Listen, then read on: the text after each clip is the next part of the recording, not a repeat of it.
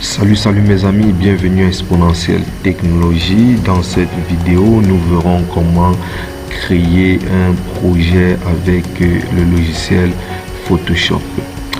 Si je me rappelle bien, dans la vidéo précédente, nous avons présenté l'interface de Photoshop.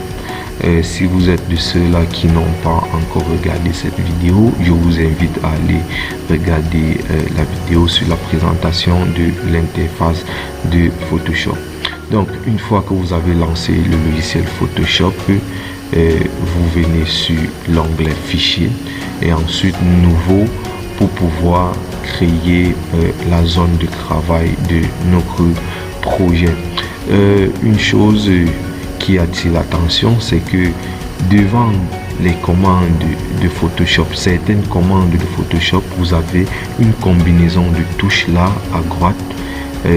À l'exemple, sur la commande nouveau que nous devions effectuer tout à l'heure, nous avons la combinaison CTRL plus N. Cela voudrait dire que au lieu de passer par le menu fichier et cliquer ensuite sur la commande nouveau, vous avez la possibilité d'appuyer sur votre clavier de façon simultanée, CTRL et ensuite N pour pouvoir réaliser la commande nouveau.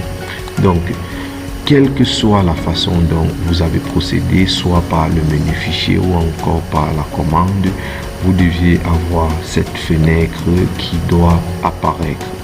Le premier élément qui doit nous intéresser en ce qui concerne la création d'un projet Photoshop, c'est le nom du projet. Ce nom est facultatif, chacun donne le nom qu'il veut. Cela c'est en fonction du projet qu'il est en train de réaliser. Cela doit lui permettre de facilement se retrouver. Le deuxième élément qui nous intéresse en ce qui concerne la création d'un projet Photoshop, c'est la largeur et la hauteur de notre projet. Ici, il s'agit de la hauteur et de la largeur réelle de notre projet. La hauteur réelle, c'est-à-dire quoi? Si vous voulez réaliser une carte de visite qui aura la taille de votre carte d'identité, vous déposez votre carte d'identité et vous prenez une règle, vous mesurez la largeur ainsi que la hauteur et c'est là que vous venez ancrer cela à ce niveau. Là, c'est l'unité de mesure. Pour tous les supports que vous deviez vouloir réaliser pour une impression, vous deviez prendre, je vous conseille de prendre centimètres ou millimètres. Mais ce sont les supports pour le web, vous prenez pixels. Donc actuellement, nous devions beaucoup travailler sur des fichiers pour impression ou encore pour publicité. En ce qui concerne la résolution, qui est le troisième élément important lors de la création d'un projet Photoshop. Si vous avez ancré la taille réelle de votre projet à ce niveau, je vous conseille une résolution minimale de 300 pixels par pouce. Mais par contre, si vous avez ancré la taille mis à l'échelle à ce niveau, je vous conseille une résolution minimale de 600 pixels par pouce.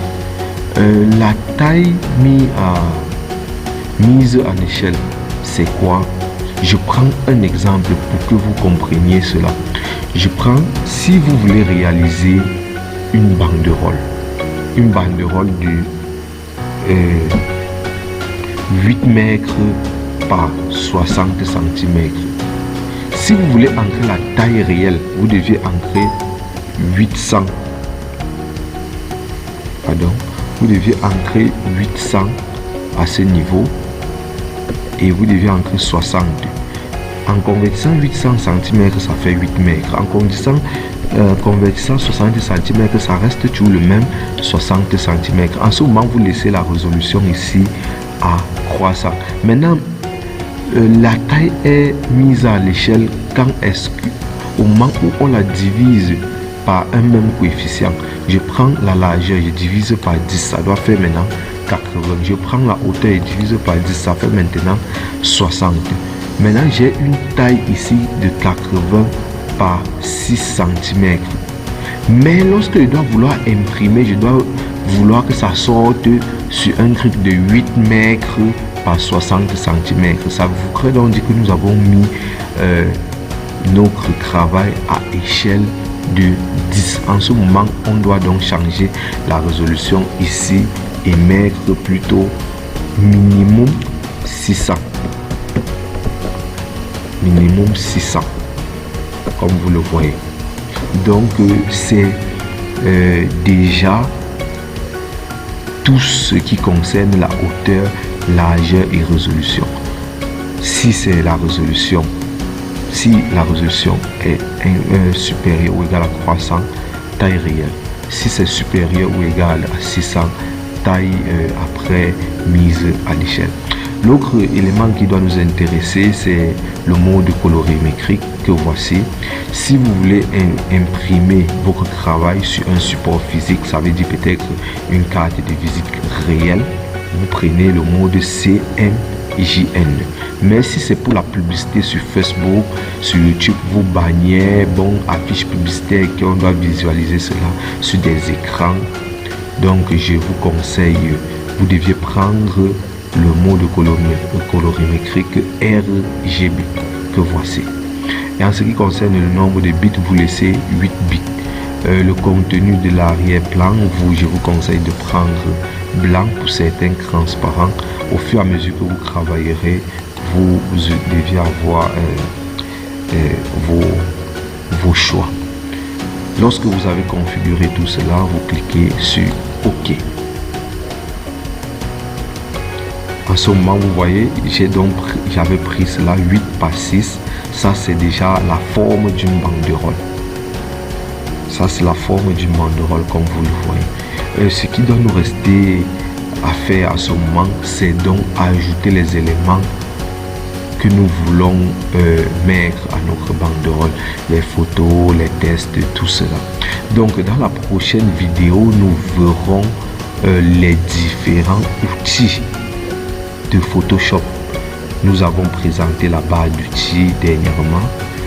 Donc dans la prochaine vidéo, nous parlerons de ces outils, puisque ces outils qui doivent nous permettre de mieux gérer les éléments de nos différents projets.